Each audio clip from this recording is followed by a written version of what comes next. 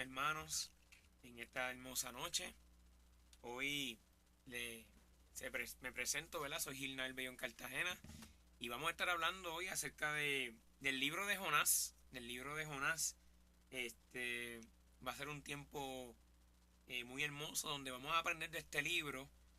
Vamos a estar trabajando con el capítulo 1 y unos pequeños versículos del capítulo 2. Pero sin antes, ¿verdad? Le damos la bienvenida. Esta es la Iglesia Asamblea de Dios de Ato, Texas. El pastor es el reverendo Elías Torres Marrero. Y esto es una iglesia, ¿verdad?, que es para toda la familia.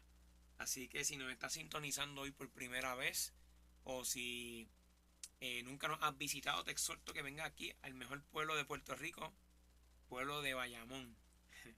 Así que muchas bendiciones. Nada, vamos a empezar, pero antes de, ¿verdad?, me gustaría primero que todo pues hacer una oración para dar inicio a esta hermosa reflexión que les voy a traer. Eterno Dios y Padre Celestial, te damos las gracias, mi Dios, por permitirnos llegar hasta aquí, hasta tu casa. Señor, gracias por tu bondad, por tu misericordia, por tu amor. Y gracias, Señor Padre, porque tú siempre nos permites, Señor, experimentar tu gracia cada día, a pesar de nuestras decisiones. Así que gracias una vez más, en el nombre de Jesús. Amén. Mire, vamos a hablar acerca de Jonás, desobediencia y arrepentimiento. Y yo les pregunto, ¿verdad? ¿Cuántas veces usted ha desobedecido? Esta es una pregunta, ¿verdad? Que si usted se pone a pensar, ¿cuántas veces usted ha desobedecido? Tal vez usted me pueda decir muchas veces, o simplemente si le digo, no, pero dime la cantidad exacta de veces, el número de veces, usted me puede decir, no me acuerdo porque han sido tantas veces que hemos desobedecido, ¿verdad? O, o incluso quién no ha desobedecido en algún momento dado de su vida. O sea, aquí todos en algún momento hemos tomado algún tipo de decisión en donde ha conllevado, ¿verdad?, una desobediencia. Y cuando buscamos la palabra desobedecer, pues, obviamente no seguir las normas, las leyes de alguien que tiene autoridad. Eso es desobedecer. Y es muy común en los niños, de hecho. Los niños, los niños muchas veces no les gusta obedecer. Y todos, ¿verdad? Los que somos adultos, pues todos en algún momento, ¿verdad? Pues fuimos niños. Y también a veces hasta de adultos no nos gusta obedecer, nos cuesta un poco. Mire, de hecho, eh, figuras de autoridad que uno puede tener, empezando primero con los padres. Esa es la primera figura de autoridad que un ser humano tiene. La figura de un papá o de una madre, ¿verdad? Los cuales ellos son nuestra guía, ellos son nuestras figuras de autoridad más importantes y nos dan instrucciones y cuando somos niños no las queremos hacer.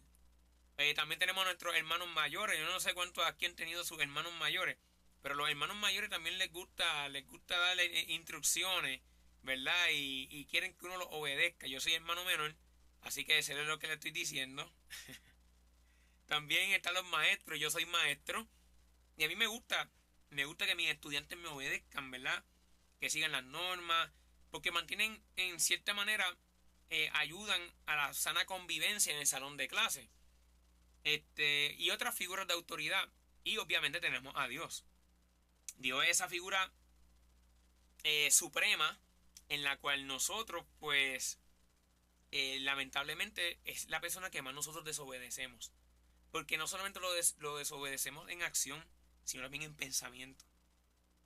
¿Ok? Y yo recuerdo cuando yo estaba pequeño, no sé, yo tenía tal vez como unos 6 años, 7 años, no recuerdo muy bien la edad, pero sí recuerdo que estaba corriendo bicicleta y yo recuerdo que mami y papi me decían mucho como que si vas a correr bicicleta, ponte zapatos. Y a mí me gustaba correr bicicleta en chancleta.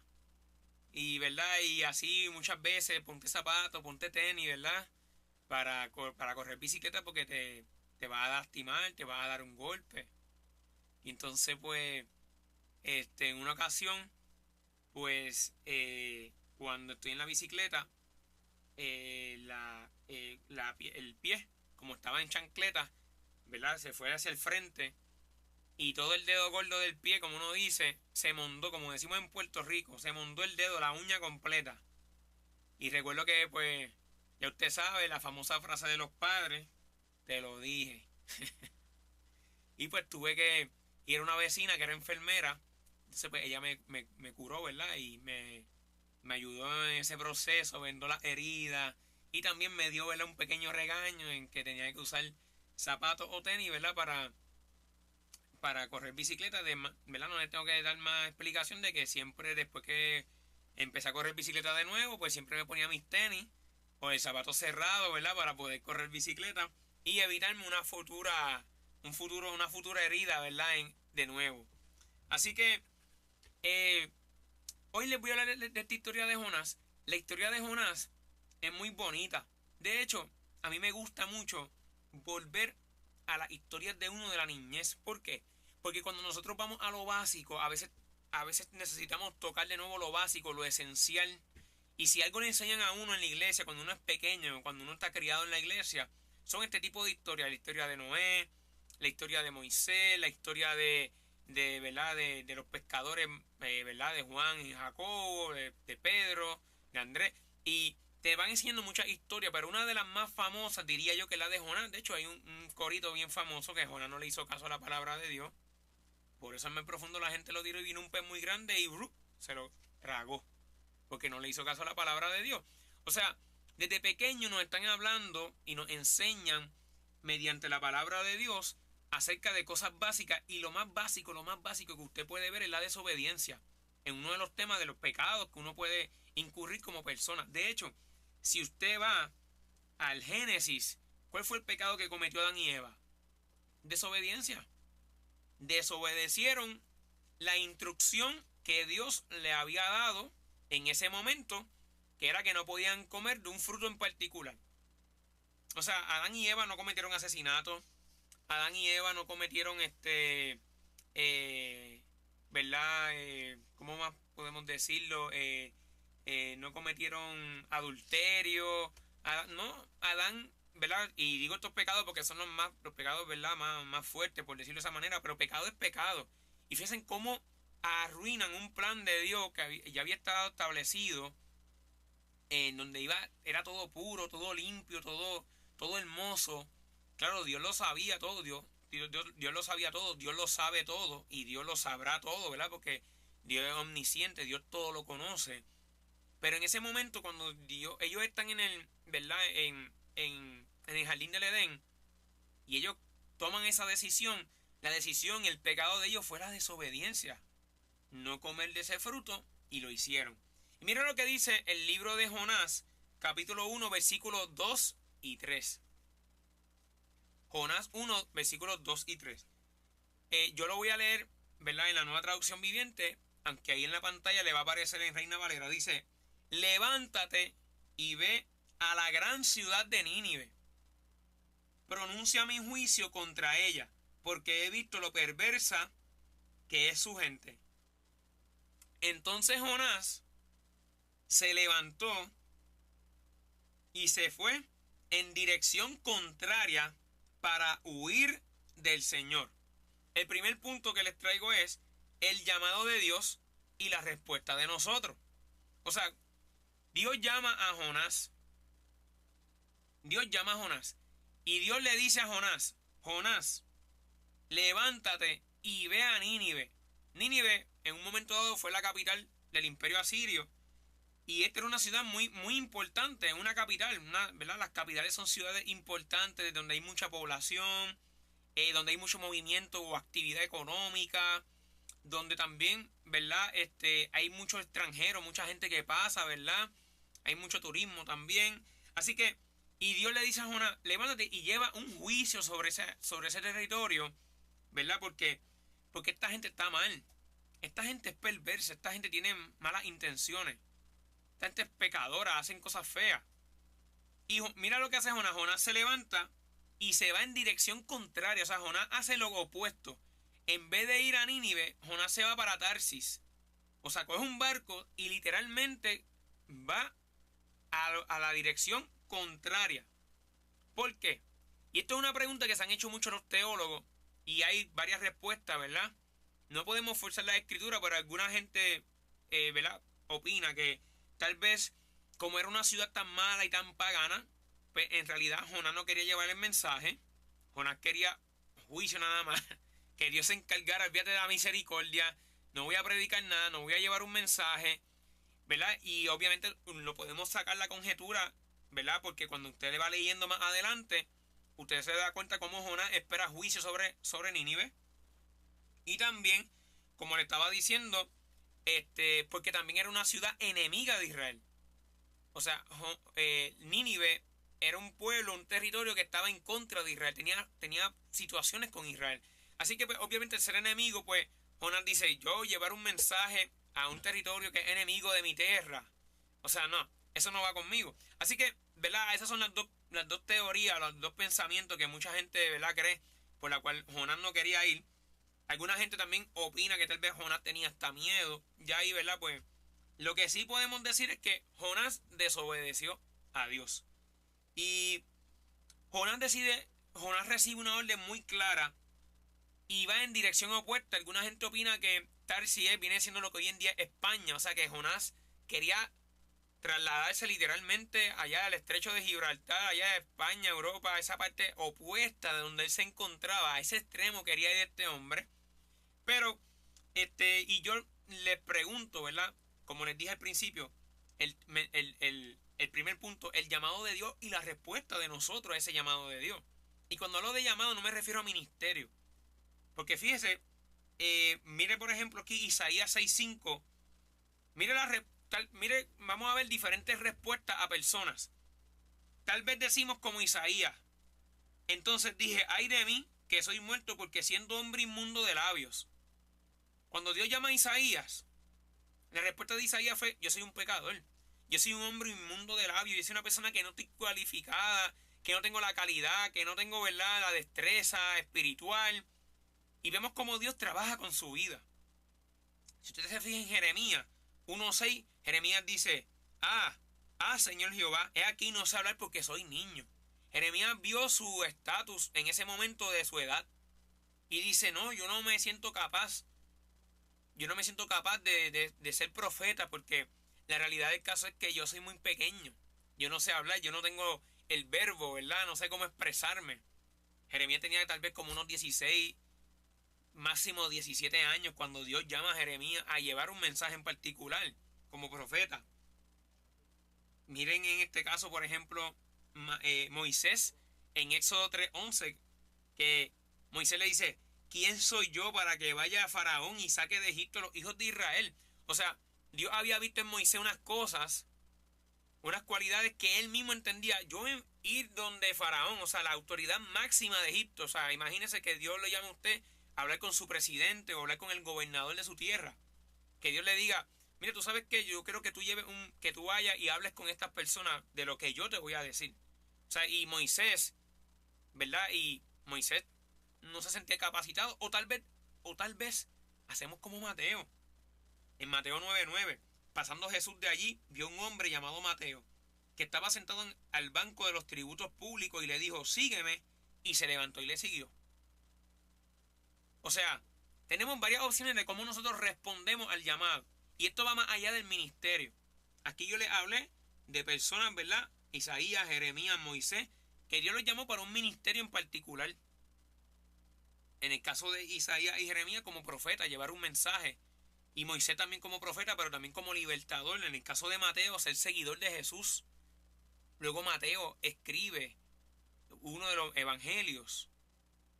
Así que fijémonos que cómo nosotros actuamos. Pensamos que tal vez somos muy pecadores. Tal vez pensamos que nosotros somos muy pequeños o muy viejos. Tal vez pensamos que no tenemos la capacidad intelectual para responder ese llamado. O simplemente decimos como Mateo, ¿sabes qué? Yo te necesito, sígueme. ¿Y qué hizo Mateo? Se levantó y le siguió. Así que, ¿cómo nosotros respondemos al llamado de Dios? ¿Cuántas veces nos encontramos en situaciones similares? Porque fíjate que Jonás, uno lo ve en la Biblia, pero Jonás no está ahí nada más. Jonás muchas veces somos usted y yo. Jonás muchas veces somos usted y yo. Que cuando Dios nos pide algo, no decidimos actuar de la manera correcta y empezamos a colocarle al Señor uno, tal vez, mejor otro día, en otro momento, déjame resolver ciertas cosas, o no me atrevo, o simplemente no me veo como la persona ideal para cumplir con eso. Fíjese, muchas veces nos comportamos como Jonás. Así que, ¿cuántas veces nos encontramos en situaciones similares huyendo de la voluntad de Dios por temor, por comodidad o por simplemente por ser desobediente? Así que, como yo les decía, esto no se trata de vida diaria. Digo, esto no se trata de ministerio, esto se trata de la vida diaria. Cómo nos comportamos, cómo actuamos, cómo hablamos, qué pensamos, cómo nosotros resolvemos las situaciones, ¿verdad? O las dificultades, las enfermedades, cómo nosotros las trabajamos, ¿verdad? A pesar de las situaciones, cómo nosotros aceptamos esa voluntad de Dios, cómo nosotros resolvemos, ¿verdad? Cuando Dios nos pide algo, cómo nosotros lo trabajamos. Huimos, o sea, si Dios nos dice te necesito aquí, nosotros damos la vuelta, ¿verdad? Hacemos un about face como hacen los militares y van al lado opuesto. ¿Cómo nosotros hacemos cuando Dios nos dice tal vez tengo este ministerio para ti, para que lo trabajes? O simplemente necesito que ores por esta vida. O necesito que ayude a esta persona. O necesito que ores por esta vida, que la visites. O sea, hay tantas cosas. No se trata, vuelvo y repito, de ministerio. El llamado es uno. Y ese llamado es llevar el mensaje de Dios a toda criatura de alguna manera particular. Así que el llamado de Dios y cómo nosotros respondemos a ese llamado. Y los dejo con esto, ¿verdad? O sea, vamos a responder como Isaías, vamos a responder como Jeremías, vamos a responder como Moisés o vamos a responder como Mateo. Levantarnos y seguir al maestro. El punto número 2 es un poquito fuerte, ¿verdad? Pero nada, no se sienta mal porque después yo le voy a traer el tercer punto. Mire, el segundo punto dice, la desobediencia trae consecuencias. Eso yo lo he trabajado en otras ocasiones y la realidad es esa. Toda desobediencia trae consecuencias, al momento o después. Cuando yo estaba corriendo bicicleta sin zapatos, sin tenis, al momento no me pasó eso. Yo tuve que esperar, ¿verdad? Un tiempo prolongado para que me pasara esa situación, esa consecuencia del dedo del pie. Y ahí yo pude entender claramente como que no, yo tengo que ponerme tenis para correr bicicleta. ¿Ok? Así que, pero sí hay una consecuencia. Sí hay una consecuencia cuando cometemos una desobediencia a Dios. Job 1.12 dice, Jonás 1.12 dice, échenme al mar, contestó Jonás, y volverá la calma.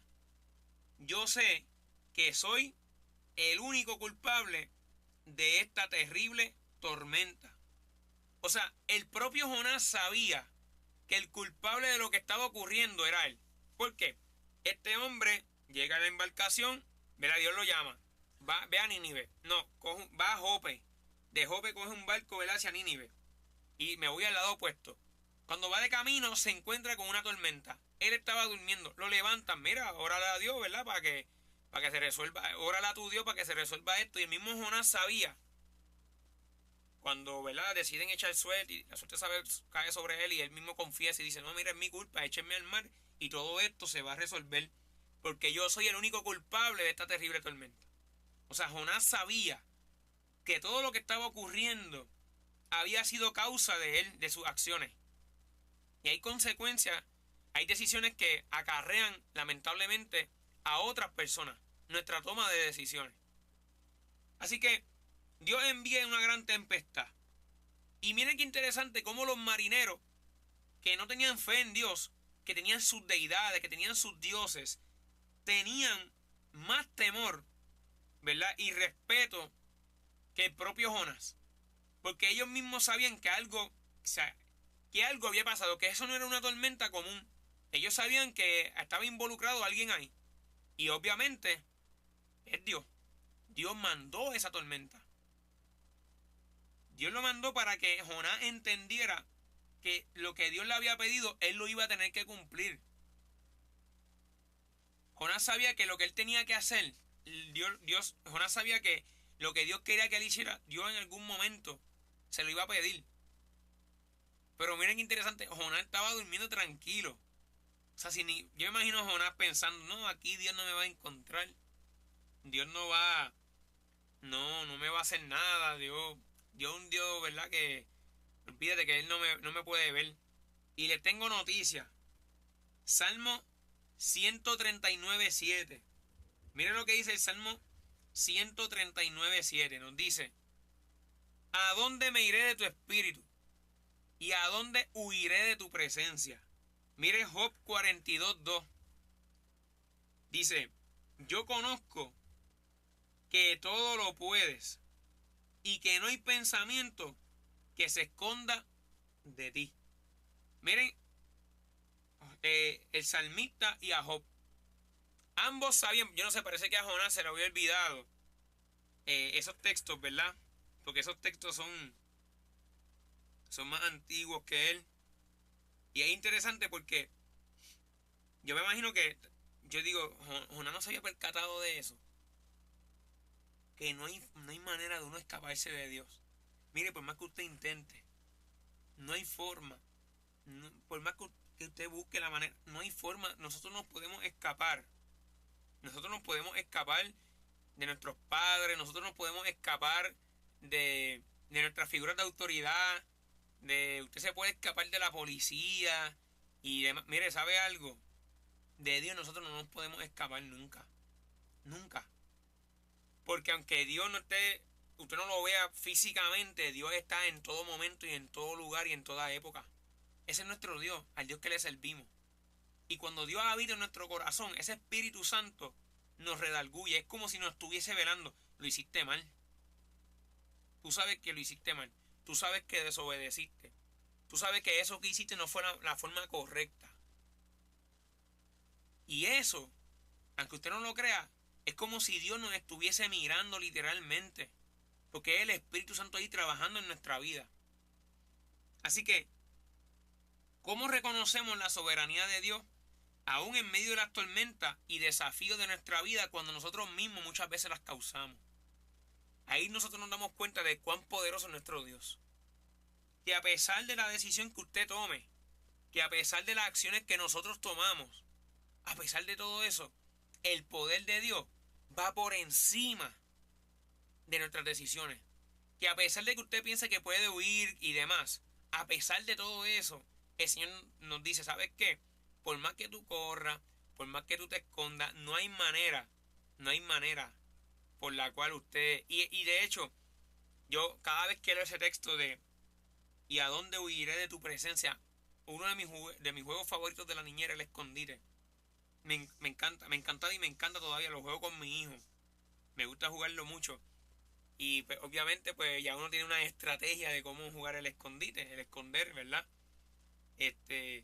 Y cuando yo jugaba y era niño, pues siempre trataba de, ¿verdad? Siempre me escondía bastante bien, me gustaba muchísimo y, ¿verdad? Tenía unas maneras particulares de dónde esconderme y de qué lugar eran los menos probables donde encontrarme. Y siempre que leo ese texto me acuerdo de eso, de cómo jugando escondite o al esconder uno puede evitar ciertas personas, ¿verdad? Que no lo encuentren a uno hasta que se rinden, hasta que no dan para más. O cuando uno toca, ¿verdad? El área, ¿verdad? Cuando uno va corriendo y toca el área donde la persona contó. Por lo menos si lo jugamos acá en Puerto Rico. Pero del Señor usted no puede hacer eso. No puede. Cuando usted ve la escritura en Génesis, lo mismo pasa con Adán y Eva, se esconden, sentían vergüenza.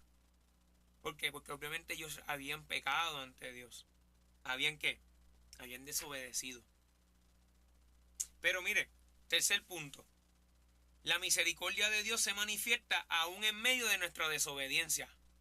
Así que, aunque la desobediencia trae consecuencias, la misericordia de Dios se va a manifestar en medio de nuestra desobediencia.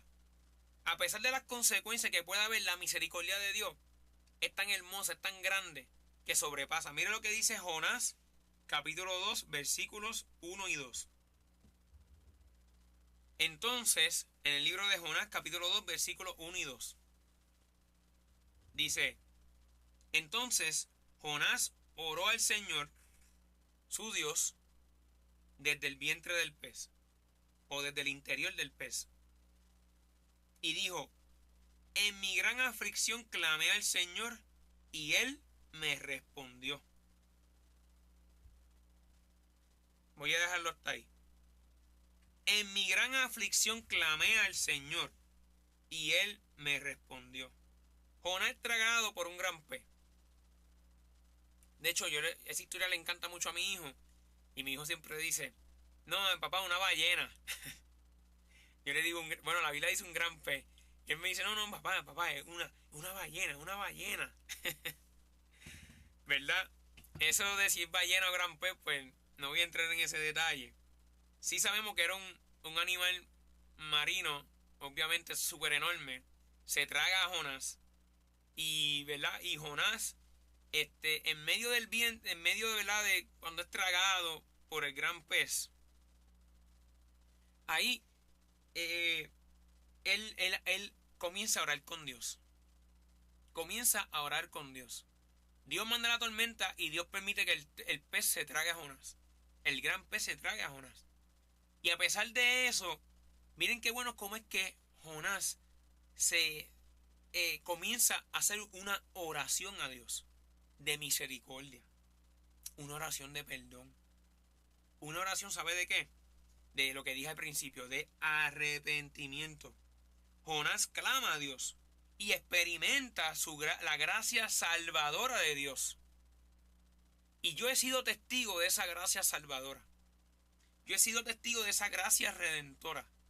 En donde aún en medio del pecado que yo haya cometido, aún en medio de la mala decisión que yo haya cometido, yo he podido experimentar la misericordia de Dios manifestada en mi vida. ¿Por qué? Porque Dios es un Dios de amor.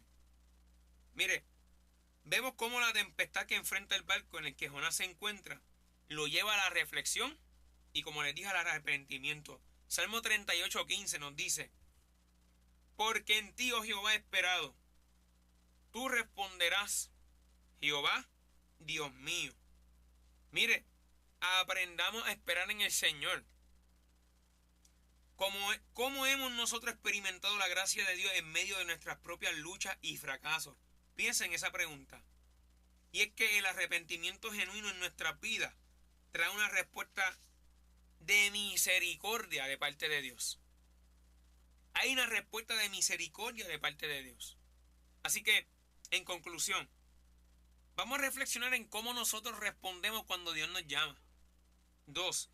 Vamos a reflexionar de que antes de tomar una decisión, recuerde que pensemos en tomar la decisión de acuerdo a la voluntad de Dios, porque recuerde que la desobediencia trae consecuencias. Número 3. La amplitud de la misericordia divina sobreabunda aún en medio de nuestra desobediencia. Eso es lo grande de nuestro Señor, que el Señor nos escucha, nos atiende, nos responde, a pesar de que nosotros hayamos cometido alguna aflicción, algún pecado, porque sabe algo, porque Dios, cuando ve un corazón arrepentido, Dios nos ayuda. Mire, así que en este momento, ¿verdad?, yo les exhorto a vivir una vida de obediencia y amor, siguiendo el ejemplo de Jonás, que a pesar de la decisión que él tomó, que va a ser echado fuera, y en medio de la tempestad, no solamente eso, sino que también un pez se lo tragó, él pudo decir, como dicen esos primeros versículos, en mi gran aflicción clamé al Señor y Él me respondió. De hecho, yo voy a aprovechar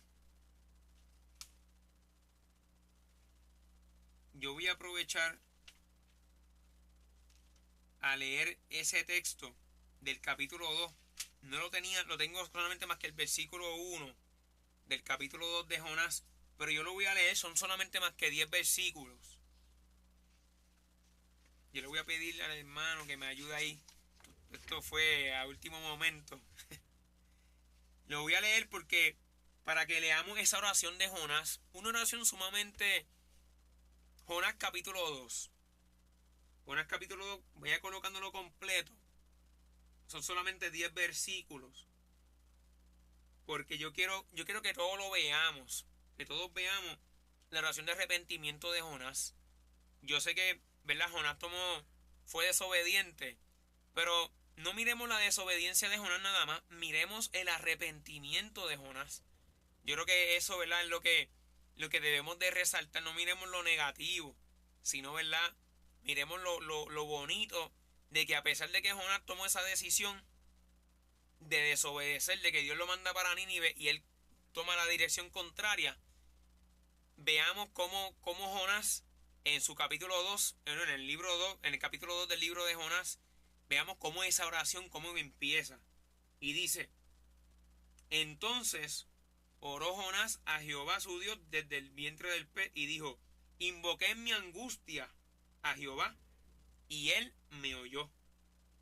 Desde el seno del Seol clamé y oíste mi voz. Me echaste a lo profundo en medio de los mares y me rodeó la corriente. Todas tus ondas y tus olas pasaron sobre mí. Mire qué descripción más hermosa. Es fuerte, pero es hermosa de la manera en que él lo va relatando, ¿verdad? De las olas del mar. Mire el versículo 4. Entonces dije: desechado soy delante de tus ojos, mas aún veré tu santo templo. Mira la esperanza de Jonás en Dios, de que a pesar de lo que él había así hecho, y él mismo sabía que había sido desechado por Dios, él dice: tú sabes que yo sé que yo voy a ver la respuesta tuya. Versículo 5. En el 5, ¿verdad? Vamos, sí. Las aguas me rodearon hasta el alma.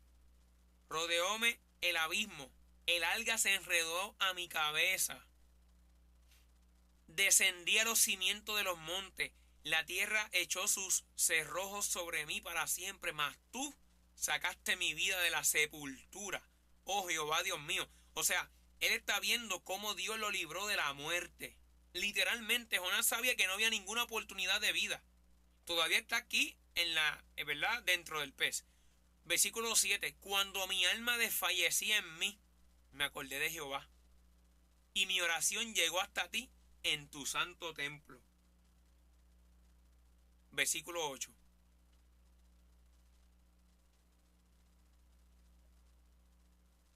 Los que siguen vanidades ilusorias abandonan su misericordia.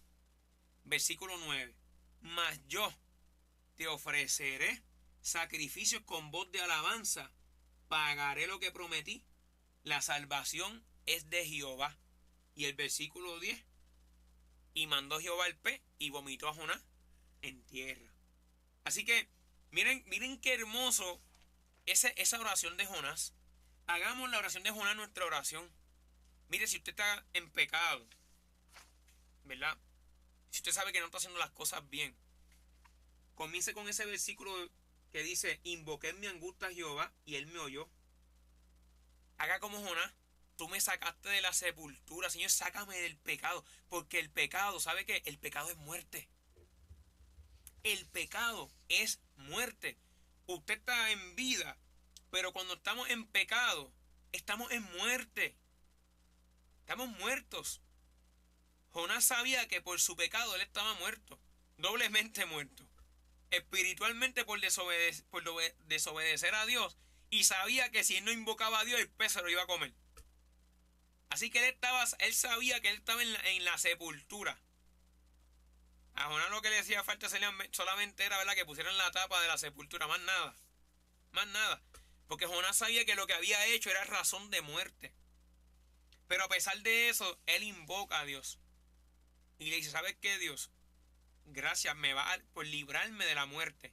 Estando allá adentro, él sabía que Dios lo iba a librar de la muerte. Que Dios iba a perdonar sus pecados. Claro está, él iba a obedecer a Dios. Después en el capítulo 3, él predica, ¿verdad? Nínive en el capítulo 4, ¿verdad? En el capítulo 3 se arrepiente. Y en el capítulo 4 pues ocurre algo con Jonás. El famoso enojo de Jonás, pero eso lo vamos a ver en otro momento dado, ¿verdad? Pero quiero que veamos eso, ¿verdad? Como le expliqué, esa oración de Jonás. Porque Jonás nos recuerda que aunque nos rebelamos bastante contra la voluntad de Dios, su gracia siempre está presente en nuestra vida. Como persona, estamos, ¿verdad? Y más cuando somos creyentes, estamos llamados a rendirnos a su voluntad, a su guianza, confiar en su dirección, descansar en su amor inagotable, inquebrantable. Que este relato nos inspire siempre a obedecer a Dios, a obedecer no por lo que Él me pueda traer, porque muchas veces la obediencia no trae resultados bonitos, pero ¿sabes qué? Nos trae la paz de que hicimos lo correcto ante Dios y hicimos la voluntad de Dios. Así que a todas aquellas personas que necesiten nuevamente arrepentirse, renovar ese compromiso con Dios, pedirle a Dios perdón por sus pecados, pedirle a Dios guianza. Muchas veces, ¿verdad? Eh, Dios nos quiere llevar por un camino, por un sendero y nosotros queremos tomar otra decisión, ¿verdad? A pesar de todo eso, yo le exhorto a ustedes, ¿verdad? A decirle, Señor, ¿sabes qué? Tú me llamaste, tú me vas a ayudar, yo quiero obedecerte, yo quiero seguirte, yo acepté tu llamado, cuando tú me llamaste, te acepté a ti como mi salvador y en este momento no me encuentro en la mejor manera, ¿verdad? Señor, yo te pido que tú perdones mis pecados. Así que en este momento yo voy a orar, ¿verdad? Para que Dios trabaje con nuestros corazones. Si usted está en desobediencia con Dios, para que usted le pida perdón a Dios, se arrepienta como hizo Jonás, invoque a Dios, porque Dios lo va a ayudar. Amén. Así que, Señor Jesús, eh, vamos nuevamente donde ti. Enseñarle arrepentimiento, Señor. Mira nuestro corazón, te lo presentamos a ti. Padre, mira las decisiones que nosotros hayamos tomado. En este momento yo te pido, Señor, que tú nos ayudes, que tú perdones nuestros pecados, que tú bendigas nuestra vida, que tú nos ayudes a enfrentar cualquiera que sean nuestras circunstancias. Perdona nuestros pecados, Señor, perdona nuestra maldad de nuestro corazón, Señor, quítala. Señor, quita todas aquellas cosas que no te agradan, aquellas cosas feas, Señor, que no nos dejan crecer en ti. Quítala, Señor, porque tu misericordia es más grande que los cielos, como dice el himno. Tu misericordia es más grande que el mar. Tu misericordia, Señor, es grande, Padre. Es más grande que el sol, que la luna y las estrellas. Tu misericordia, oh Dios, Señor. Gracias, mi Dios, porque tu misericordia significa ese amor inagotable, mi Dios. Y ese amor inagotable, Señor, que se mantenga siempre. Padre, gracias, Padre, porque en medio de la tempestad que vivió Jonás, en medio del gran pez que vivió Jonás, Señor, lo llevó de nuevo a donde ti, al arrepentimiento, Señor. Así que nos arrepentimos de todo pecado. Y yo sé, Señor Padre, que tú nos vas a renovar nuestra vida. En el nombre de Jesús, Señor, te damos gracias. Amén.